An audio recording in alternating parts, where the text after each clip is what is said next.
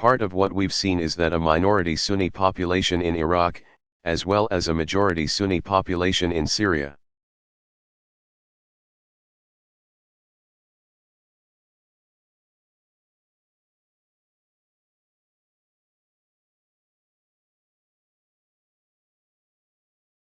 has felt dissatisfied and detached and alienated from their respective governments.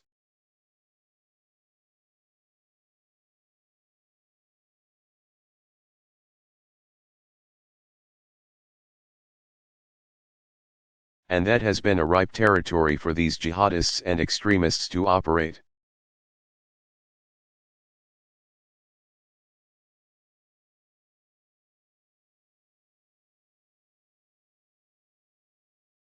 And rebuilding governance in those areas, and legitimacy for stable,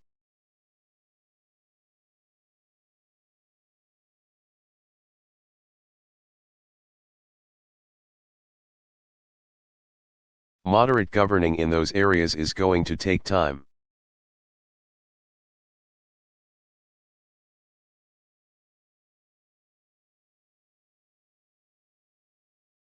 Now, there are some immediate concerns that we have to worry about.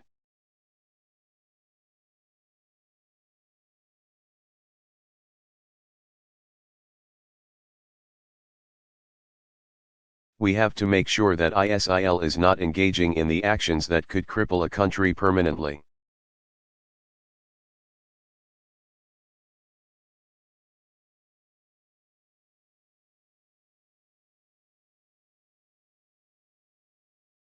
There's key infrastructure inside of Iraq that we have to be concerned about.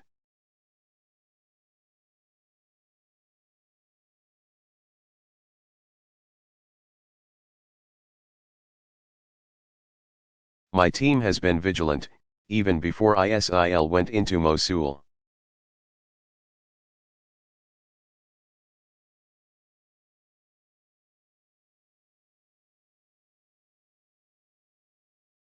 About foreign fighters and jihadists gathering in Syria, and now in Iraq, who might potentially launch attacks outside the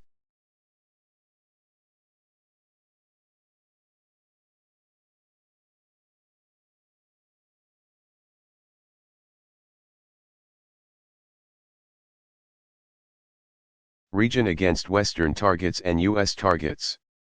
So there's going to be a counter-terrorism element.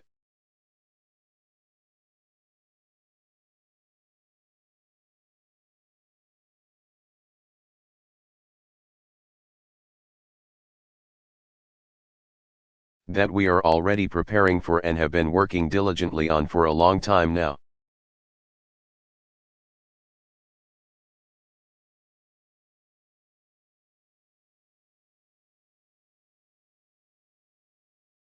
There is going to be a military element in protecting our people.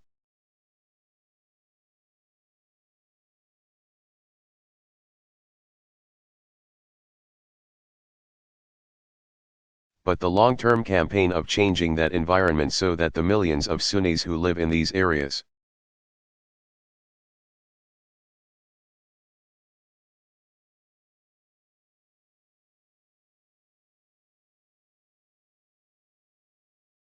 feel connected to and well served by a national government, that's a long-term process.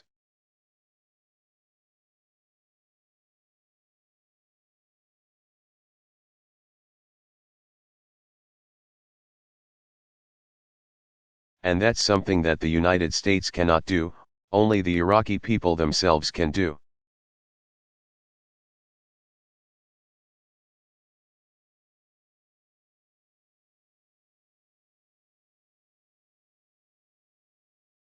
We can help, we can advise, but we can't do it for them. And the US military cannot do it for them.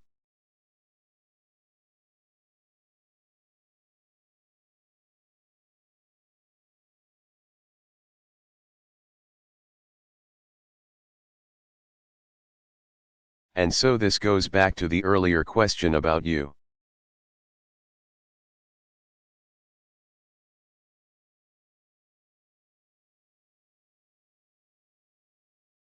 Military involvement. The nature of this problem is not one that a US military can solve. We can.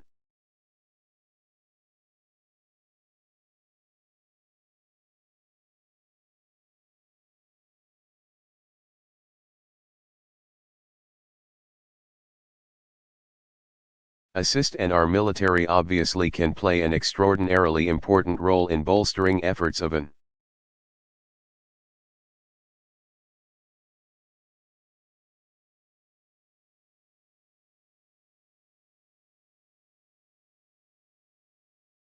Iraqi partner as they make the right steps to keep their country together, but we can't do it for them.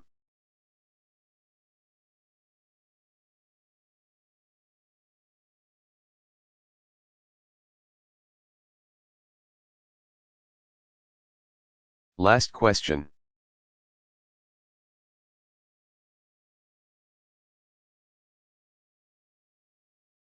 Q. America has spent $800 billion in Iraq.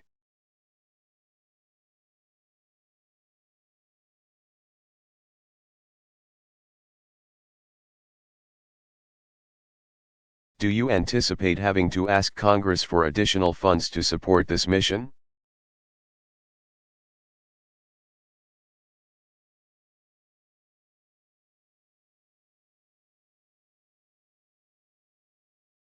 The President, currently, we are operating within the budget constraints.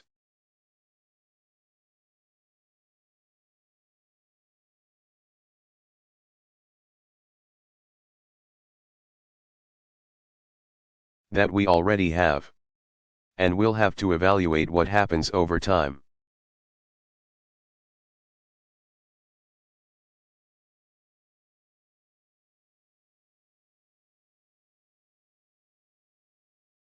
We already have a lot of assets in the region.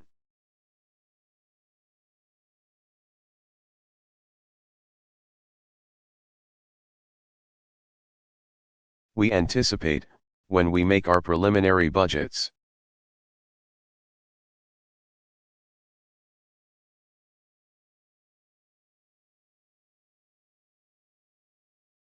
that there may be things that come up requiring us to engage.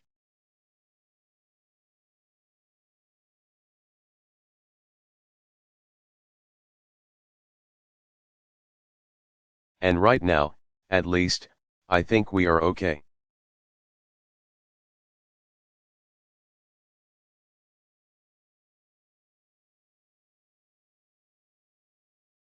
If and when we need additional dollars to make sure that American personnel and American facilities are protected,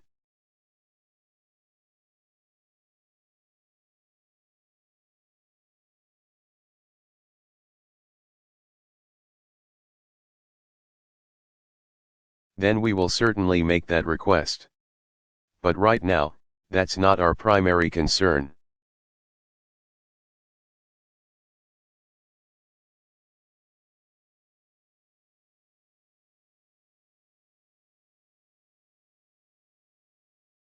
Last question.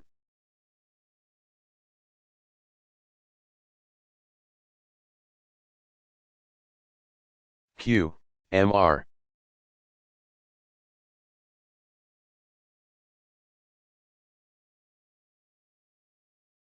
President, do you have any second thoughts about pulling all ground troops out of Iraq?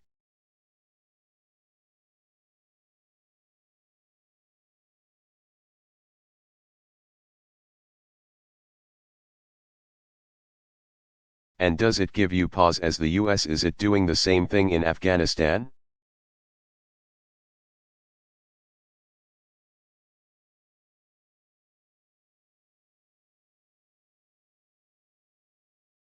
The President, what I just find interesting is the degree to which this issue keeps on coming up.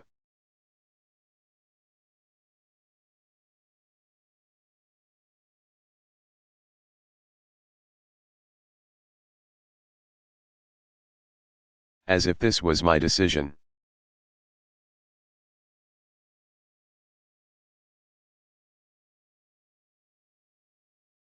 Under the previous administration, we had turned over the country to a sovereign.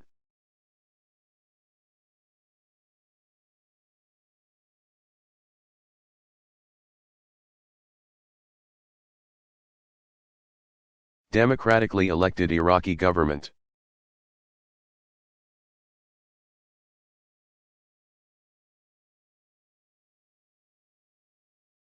In order for us to maintain troops in Iraq, we needed the invitation of the Iraqi government, and we needed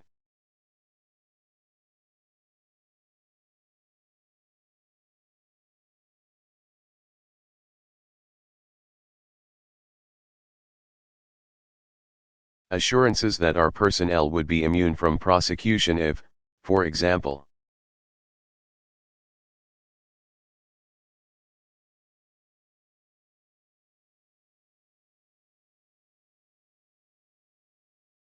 they were protecting themselves and ended up getting in a firefight with Iraqis, that they wouldn't be hauled before an Iraqi judicial system.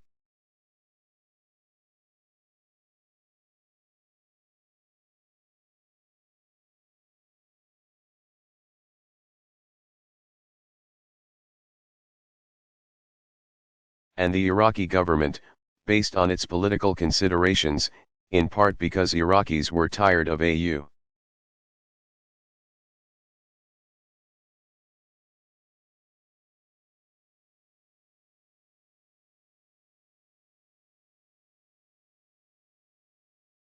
S occupation, declined to provide us those assurances.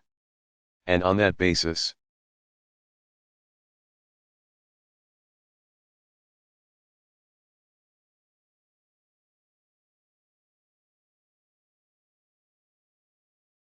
we left. We had offered to leave additional troops.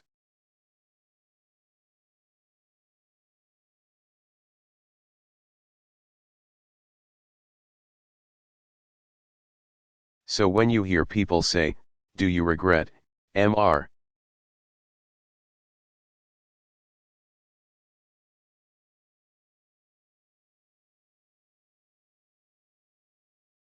President, not leaving more troops," that presupposes that I would have overridden this sovereign government.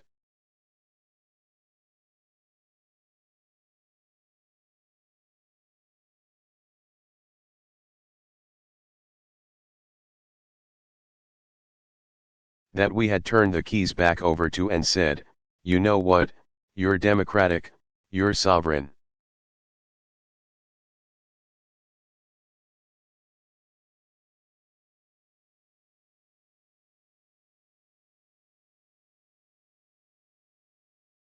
Except if I decide that it's good for you to keep 10,000 or 15,000 or 25,000 Marines in your country.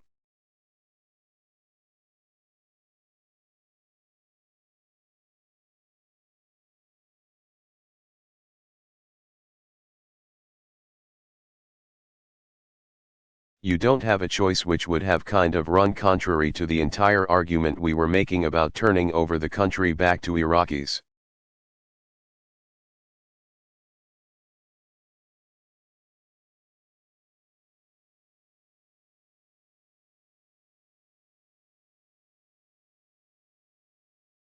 An argument not just made by me, but made by the previous administration.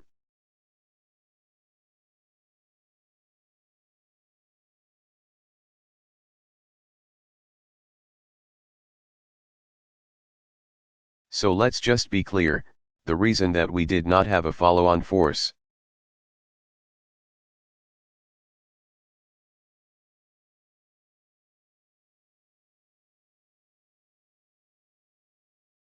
in Iraq was because the Iraqis were a majority of Iraqis did not want you.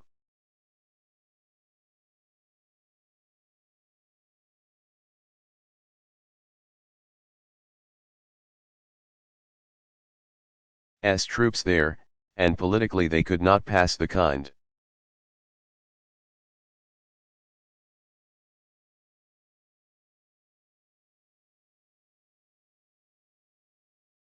of laws that would be required to protect our troops in Iraq.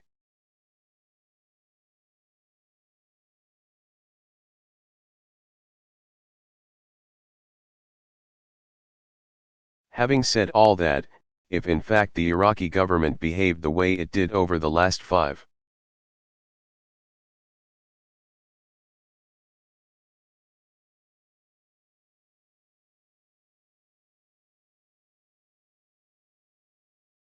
6 years, where it failed to pass legislation that would rein corporate Sunnis and give them a sense of ownership.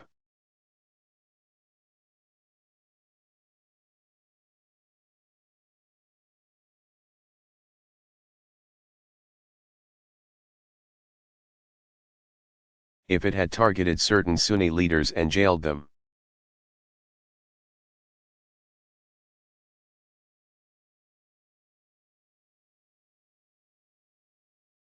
If it had alienated some of the Sunni tribes that we had brought back in during the so-called awakening that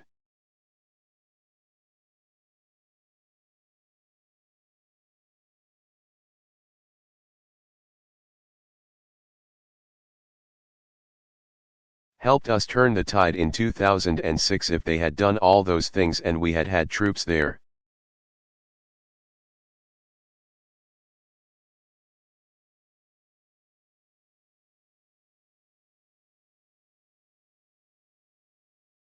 The country wouldn't be holding together either.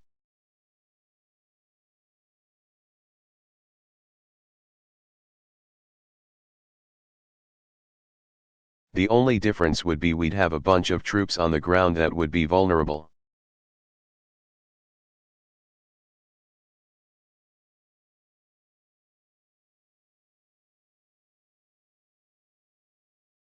And however many troops we had, we would have to now be reinforcing.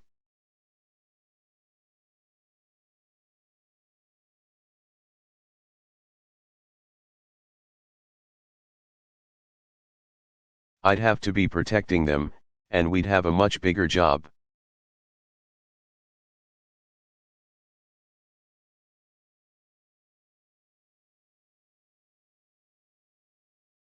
And probably, we would end up having to go up again in terms of the number.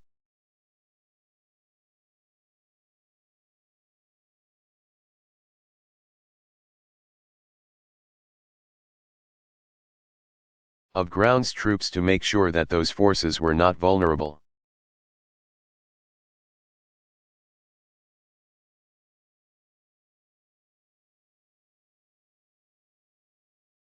So that entire analysis is bogus and is wrong.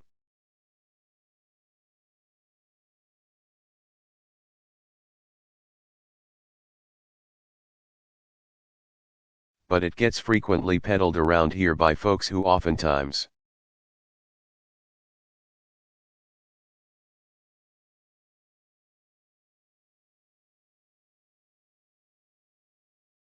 are trying to defend previous policies that they themselves made.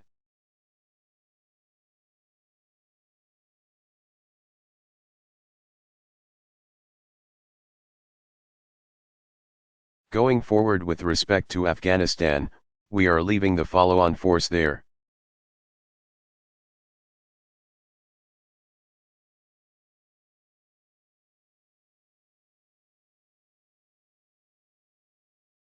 I think the lesson for Afghanistan is not the fact that we've got a follow-on.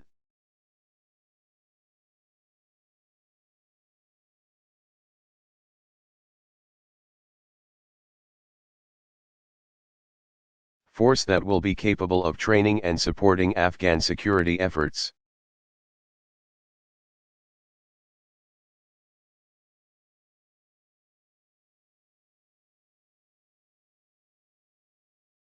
I think the real lesson in Afghanistan is that if factions in a country after a long period of civil war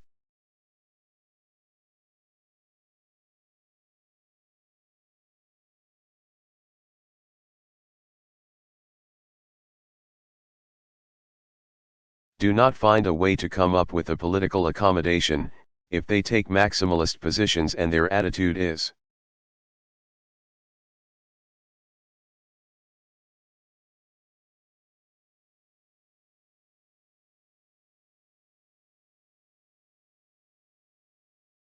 I want 100% of what I want and the other side gets nothing, then the center doesn't hold.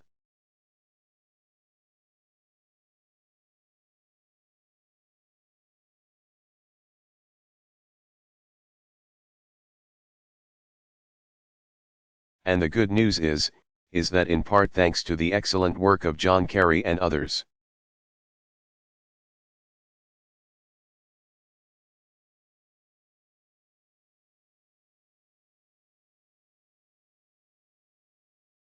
We now are seeing the two candidates in the recent presidential election start coming together and agreeing.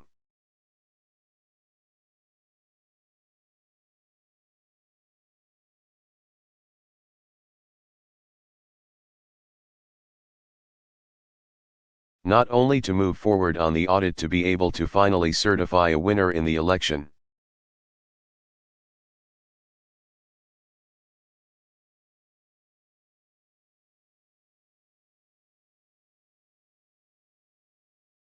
but also the kinds of political accommodations that are going to be required to keep democracy moving.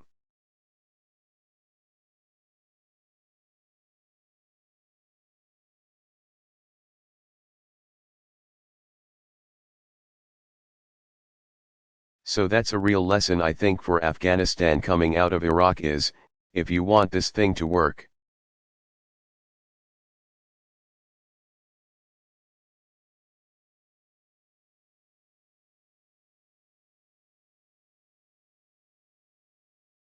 then whether it's different ethnicities, different religions, different regions,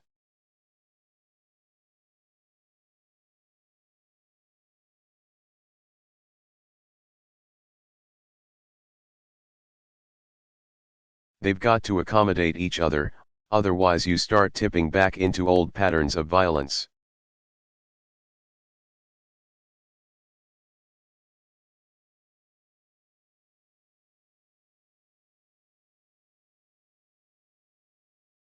And it doesn't matter how many US troops are there, if that happens, you end up having a mess.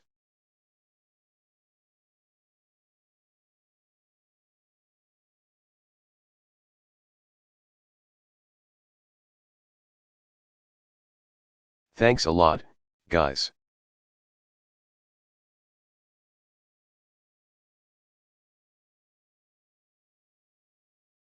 One reference is to Sinjar or Shengal Mountain, which is, or is part of,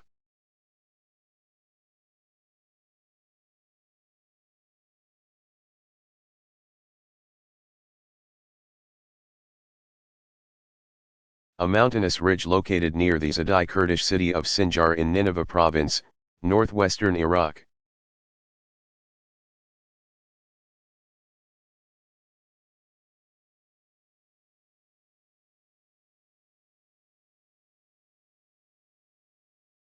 Barack Obama.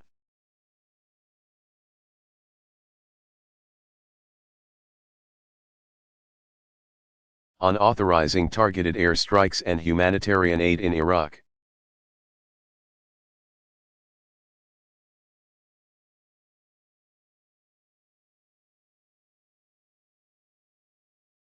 Delivered August 7, 2014, State Dining Room, White House, Washington, D.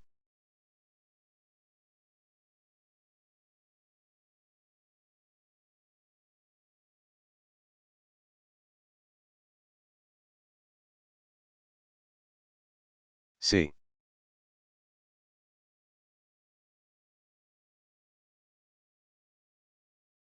Good evening.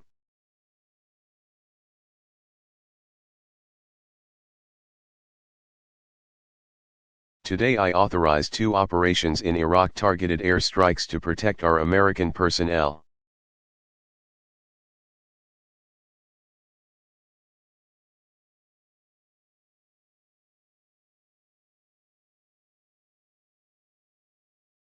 And a humanitarian effort to help save thousands of Iraqi civilians.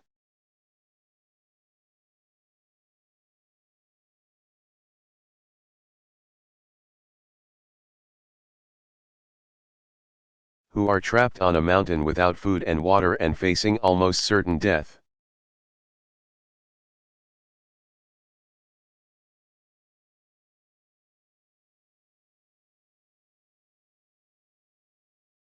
Let me explain the actions we're taking and why.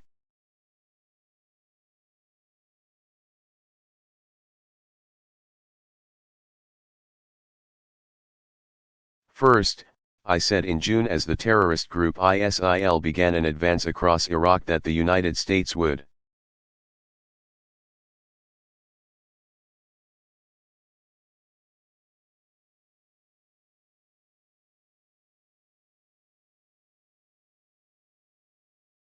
Be prepared to take targeted military action in Iraq if and when we determined that the situation required it.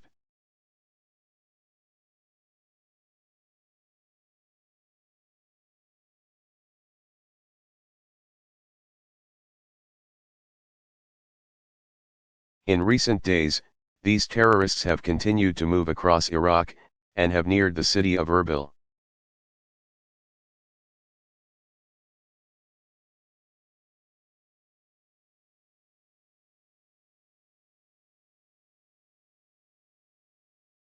Where American diplomats and civilians serve at our consulate and American military personnel advise Iraqi forces.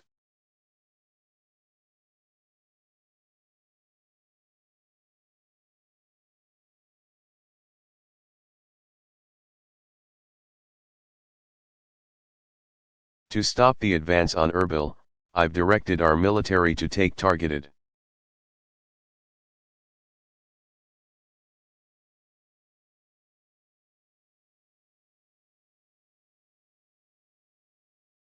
strikes against ISIL terrorist convoys should they move toward the city.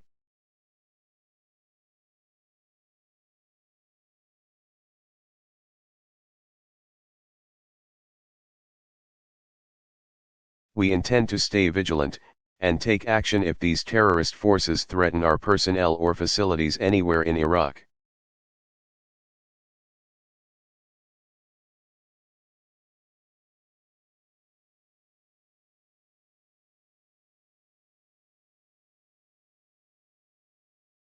Including our consulate in Erbil and our embassy in Baghdad.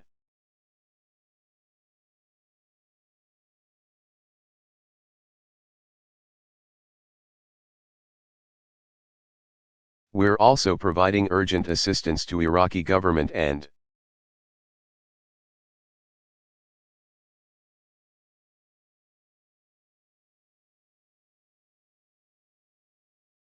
Kurdish forces so they can more effectively wage the fight against ISIL.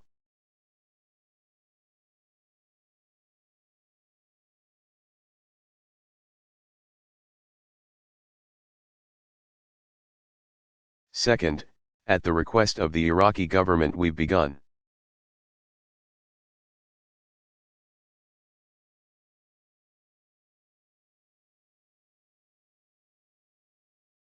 operations to help save Iraqi civilians stranded on the mountain.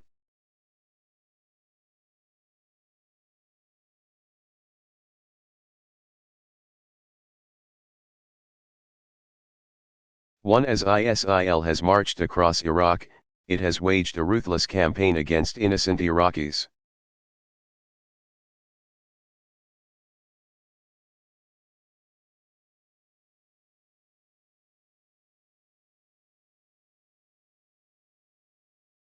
And these terrorists have been especially barbaric towards religious minorities.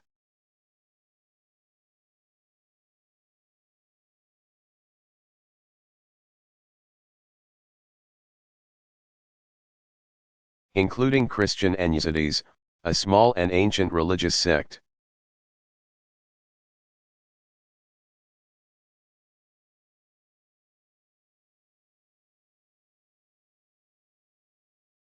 Countless Iraqis have been displaced.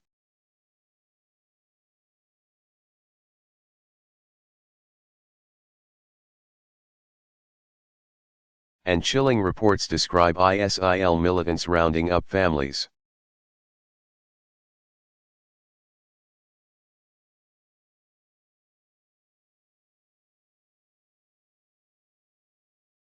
Conducting mass executions, and enslaving Yazidi women.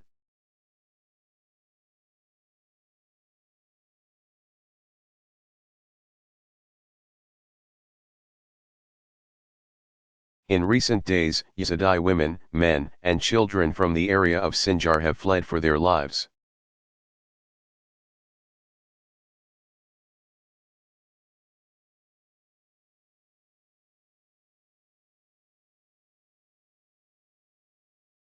And thousands, perhaps tens of thousands, are now hiding high up on the mountain.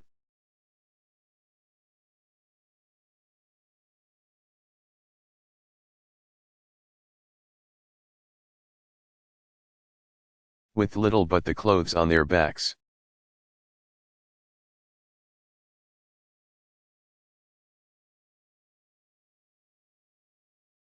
They're without food, they're without water. People are starving. And children are dying of thirst.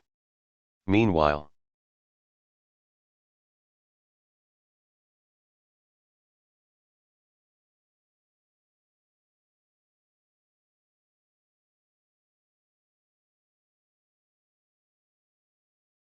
ISIL forces below have called for the systematic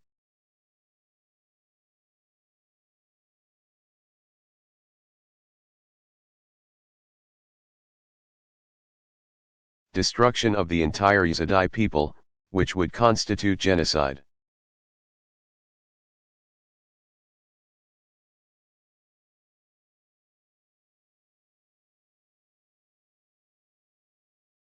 So these innocent families are faced with a horrible choice.